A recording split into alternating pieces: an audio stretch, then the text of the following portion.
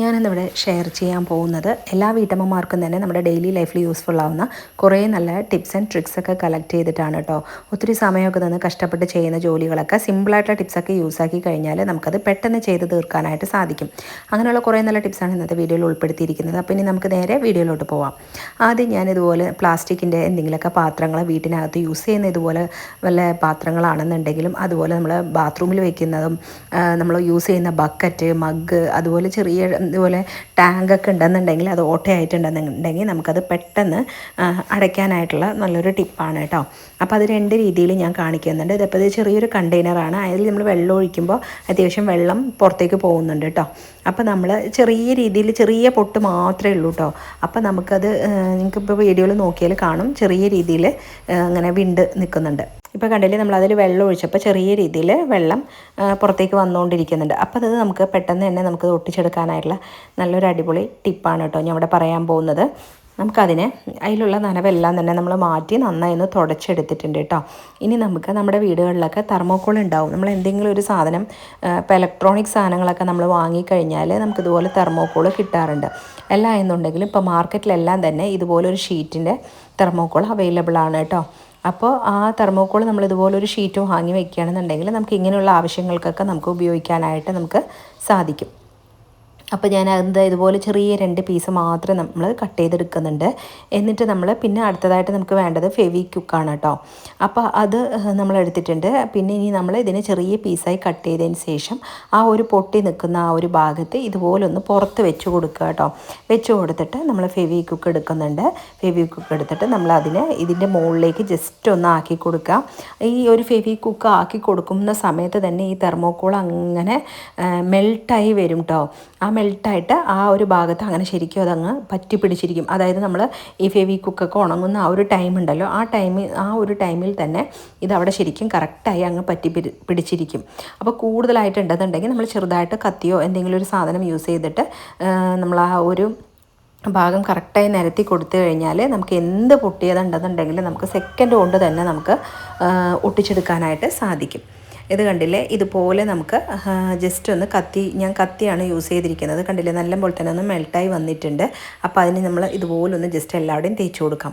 കൂടുതലായിട്ട് പൊട്ടിയിട്ടുണ്ടെന്നുണ്ടെങ്കിൽ മാത്രം നമ്മൾ വലിയ പീസ് തെർമോക്കോൾ വെച്ചിട്ട് അതിൻ്റെ മുകളിലേക്ക്, അതായത് കറക്റ്റായിട്ട് നല്ല ഹോളായിട്ട് വന്നിട്ടുള്ളതാണെന്നുണ്ടെങ്കിൽ നമ്മൾ അതിൻ്റെ മുകളിൽ ഈ ഒരു ഫെവിക്വിക്കും തെർമോക്കോളും ചെറിയൊരു പീസ് നമ്മൾ കറക്റ്റായിട്ട് വെച്ച് കഴിഞ്ഞാൽ ആ ഓട്ട കറക്റ്റായി തന്നെ നമുക്ക് ലെവലാക്കി എടുക്കാനായിട്ട് നമുക്ക് സാധിക്കും കേട്ടോ. അത് അതുപോലെ ഒന്ന് സൈഡിൽ ഇങ്ങനെ വെച്ച് കൊടുക്കുക.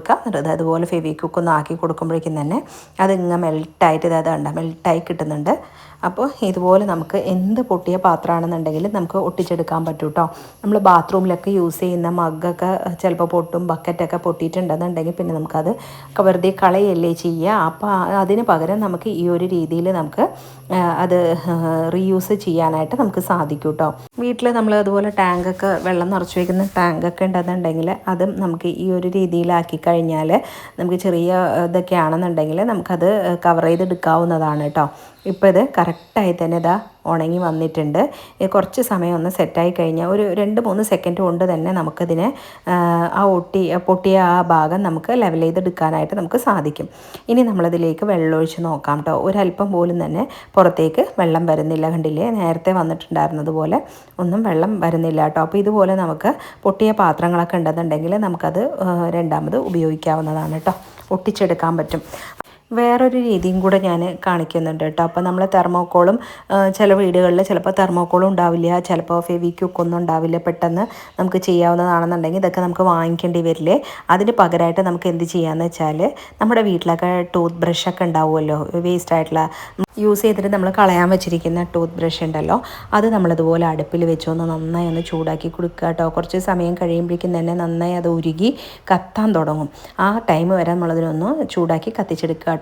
ആ കത്തിയതിന് ശേഷം നമ്മൾ എന്ത് ചെയ്യാന്ന് വെച്ചാൽ അത് കറക്റ്റായിട്ട് ആ പൊട്ടിയ ഭാഗത്ത് ഭാഗത്ത് തന്നെ നമ്മൾ ഇതുപോലെ ഒന്ന് ഒറ്റിച്ച് കൊടുത്തു കഴിഞ്ഞാൽ അതിൽ നിന്ന് വീഴുന്ന ആ ഒരു ഇതുണ്ടല്ലോ ആ പ്ലാസ്റ്റിക്കിൻ്റേത്, അതുകൊണ്ട് തന്നെ നമുക്ക് ആ ഒരു പൊട്ടിയ ഭാഗം നമുക്ക് നന്നായി പെട്ടെന്ന് ഒട്ടിച്ചെടുക്കാൻ പറ്റും കേട്ടോ.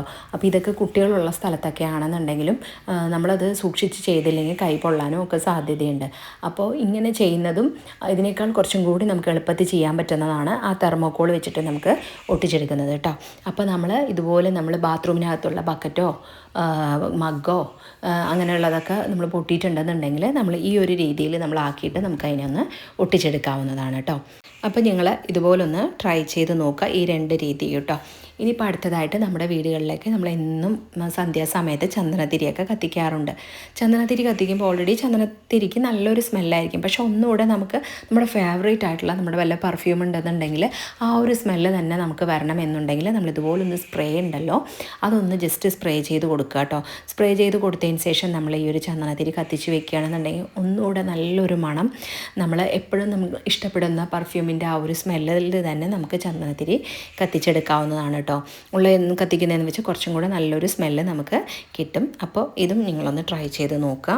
ഇനിയിപ്പോൾ അടുത്തതായിട്ടുള്ള ടിപ്പ്, ഞാനിവിടെ ഒരു മീൻ അച്ചാറാണ് കേട്ടോ തയ്യാറാക്കി കാണിക്കുന്നത്.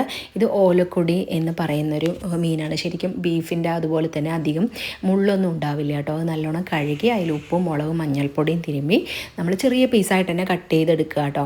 എന്നിട്ട് നമ്മളതിന് നന്നായി ഒന്ന് നല്ലെണ്ണയിൽ ഫ്രൈ ചെയ്തെടുക്കുക. വെളിച്ചെണ്ണയിലോ ഓയിലോ ഒന്നും വേണ്ട, നല്ലെണ്ണയിൽ തന്നെ നമ്മളിതിനൊന്ന് ഫ്രൈ ചെയ്തെടുക്കാവുന്നതാണ് കേട്ടോ. അപ്പോൾ നിങ്ങളെൻ്റെ ചാനൽ ആദ്യമായി കാണുന്ന കൂട്ടുകാരാണെങ്കിൽ, സബ്സ്ക്രൈബ് ചെയ്യാതെ കാണുന്ന കൂട്ടുകാരുണ്ടെങ്കിൽ ഒന്ന് സബ്സ്ക്രൈബ് ചെയ്ത് സപ്പോർട്ട് ചെയ്യണേ.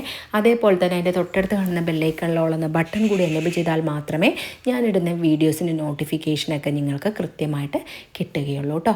ഇപ്പോൾ ഇതാ നമ്മളിവിടെ എല്ലാതും നമ്മൾ ശരിക്കും പറഞ്ഞാൽ 1 കിലോ ആണ് എടുത്തിരിക്കുന്നത്. ആ 1 കിലോ ഫുള്ളായി തന്നെ നമ്മൾ ഈ ഒരു പാനിലേക്ക് ഇട്ട് നമ്മളതിനൊന്ന് ഫ്രൈ ചെയ്തെടുത്തു. നല്ലോണം ഫ്രൈ ചെയ്യേണ്ട, ജസ്റ്റ് ഒന്ന് ഫ്രൈ ചെയ്താൽ മതി കേട്ടോ. നല്ല ക്രിസ്പി ആയിട്ടൊന്നും ഫ്രൈ ചെയ്തെടുക്കേണ്ട കാര്യമില്ല. ഇനി നമ്മളൊരു മൺപാത്രം അടുപ്പത്തേക്ക് വെച്ചിട്ടുണ്ട്. അതിലേക്ക് നല്ലെണ്ണ തന്നെ ഒഴിച്ചു കൊടുക്കുക.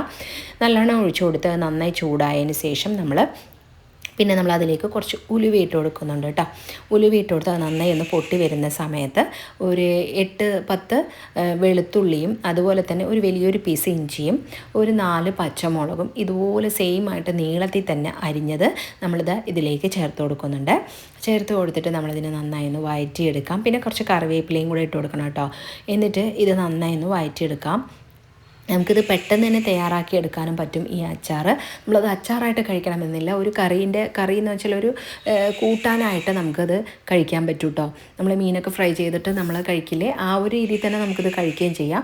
ഇല്ലെങ്കിലും ഇത് നമ്മളിങ്ങനെ ഉണ്ടാക്കി വെക്കുകയാണെന്നുണ്ടെങ്കിൽ മാസങ്ങളോളം തന്നെ നമുക്ക് ഈ ഒരു ഇത് നമുക്ക് യൂസ് ചെയ്യാം. മക്കളൊക്കെ ഹോസ്റ്റലിലോ അല്ലെങ്കിൽ പുറത്തൊക്കെ ഉള്ളവരാണെന്നുണ്ടെങ്കിൽ ഇതുപോലെ തയ്യാറാക്കി കൊടുത്തു വിട്ട് കഴിഞ്ഞാൽ അവർക്ക് ഒരുപാട് നാൾ ഉപയോഗിക്കാനായിട്ട് സാധിക്കും.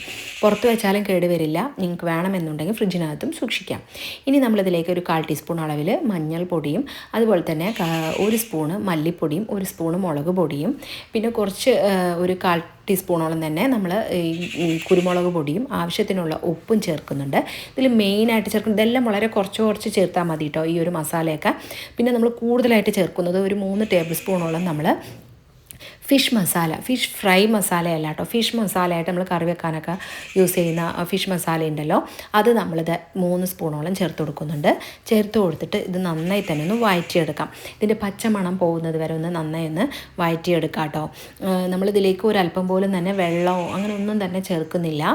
ഇതിന് നന്നായി ഒന്ന് ഈ പൊടിയുടെ പച്ചമണമെല്ലാം പോയതിന് ശേഷം പിന്നെ നമ്മൾ ആവശ്യത്തിനുള്ള ഉപ്പ് ചേർത്ത് കൊടുക്കുന്നുണ്ട്. അതിനുശേഷം നമ്മൾ വിനാഗിരിയാണ് കേട്ടോ ചേർത്ത് കൊടുക്കുന്നത്. ശരിക്കും 1 ഗ്ലാസ്സോളം തന്നെ വിനാഗിരി ഞാനിതിലേക്ക് ഒഴിക്കുന്നുണ്ട്. കാരണം അത്യാവശ്യം മീനുണ്ടല്ലോ, നമ്മൾ 1 കിലോളം മീനുള്ളത് കൊണ്ട് 1 ഗ്ലാസ് വിനാഗിരി നമ്മൾ ചേർത്ത് കൊടുത്തിട്ട് എല്ലാം കൂടെ നന്നായി ഒന്ന് യോജിപ്പിച്ചതിന് ശേഷം ഈ ഫ്രൈ ചെയ്ത് വെച്ചിരിക്കുന്ന മീനുണ്ടല്ലോ, മീൻ നമ്മൾ അതിലേക്ക് ഇട്ട് കൊടുക്കുക കേട്ടോ. ഇട്ട് കൊടുത്തിട്ട് നന്നായി ഒന്ന് ഇളക്കുക. നന്നായി ഒന്ന് ചൂടായതിന് ശേഷം ഫ്ലെയിം ഓഫാക്കി കൊടുക്കാം. ഇത്രയേ ഉള്ളൂ. പെട്ടെന്ന് തന്നെ നമുക്ക് തയ്യാറാക്കാൻ പറ്റും. ഒരുപാട് ഇൻഗ്രീഡിയൻസ് ഒന്നും ആവശ്യമില്ല. നമ്മളിതുപോലെ തയ്യാറാക്കി കഴിഞ്ഞാൽ ഇതിന് നല്ല ടേസ്റ്റുമാണ്. നമ്മളിതിൽ വെള്ളം ചേർത്തിട്ടില്ല, വിനാഗിരി ചേർത്തിരിക്കുന്നത് കൊണ്ട് നാളുകളോളം തന്നെ നമുക്കിത് ഉപയോഗിക്കാനും സാധിക്കും. പുറത്തുള്ളവർക്ക് മക്കൾക്കും ഒക്കെ കൊടുത്തു വിടാനാണെന്നുണ്ടെങ്കിലും നമുക്ക് ഇത് ചെയ്യാവുന്നതാണ് കേട്ടോ. അപ്പോൾ നിങ്ങളിതുപോലെ ഒന്ന് ട്രൈ ചെയ്ത് നോക്കുക. അപ്പോൾ ഇന്നത്തെ വീഡിയോസിൽ ഏതെങ്കിലും ഒരു ടിപ്സ് യൂസ്ഫുള്ളായി തോന്നിയിട്ടുണ്ടെന്നുണ്ടെങ്കിൽ വീഡിയോയ്ക്ക് ലൈക്ക് ചെയ്യുക, ഷെയർ ചെയ്യുക, നിങ്ങളുടെ ഫ്രണ്ട്സ് ആൻഡ് റിലേറ്റീവ്സിനൊക്കെ ഒന്ന് ഷെയർ ചെയ്യുക. അതുപോലെ തന്നെ വീഡിയോയ്ക്ക് നല്ല നല്ല കമൻറ്റ് ഇടുക കേട്ടോ. നിങ്ങളുടെ നല്ല നല്ല കമൻറ്റ് വായിക്കുമ്പോഴാണ് എനിക്ക് ഇനിയും വീഡിയോ ഇടാനുള്ള നല്ലൊരു പ്രചോദനം കൂടിയാവുന്നത്. ഇനി ഇതേപോലെ തന്നെ അടുത്ത നല്ല ഇൻട്രസ്റ്റിംഗ് ആയിട്ടുള്ള നല്ലൊരു വീഡിയോയിൽ കാണുന്നത് വരയ്ക്കും. ബൈ.